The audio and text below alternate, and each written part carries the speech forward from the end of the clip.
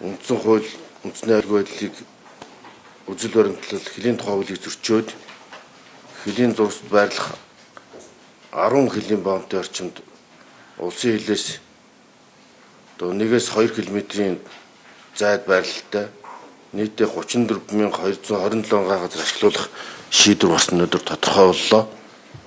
Тэгээ боомтыг хөгжүүлэн эдийн засгийг дэмжинэ гэсэн халавчийн дор улсын хөлийн зурагт газар олгоод ашигт малтмлын тусгай зөвшөөрөл олгосон явдал бол хууль зөрчсөн хууль бус үйлдэлээс гадна Монгол улсын язгуур ашиг сонирхол үндэсний аюулгүй байдал занал учруулсан авилга ашиг сонирхлын зөрчилтэй шийдвэр улсын хил хамгаалтын дэглэмийг буруулах, солируулах бодит эрсдлийг бий болгосон гэж үзэж байна.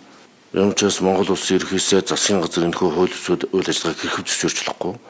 Тийм учраас энэ засгийн газрын зүгээс хөлийн зурагт олгогдсон тэр 54 лиценз түүний ашиглалт ашигт малтмлын бүх хил тусгай зөвшөөрлүүдийг нэг хүчлэн шалга хууль зөрчиж ирэх мэдлээ хэтрүүлсэн шийдвэр гаргасан зөвшөөрөл олгосон дэмжсэн албан тушаалтнуудад хуулийн дагуу хариуцлага тооцох хэрэгтэй.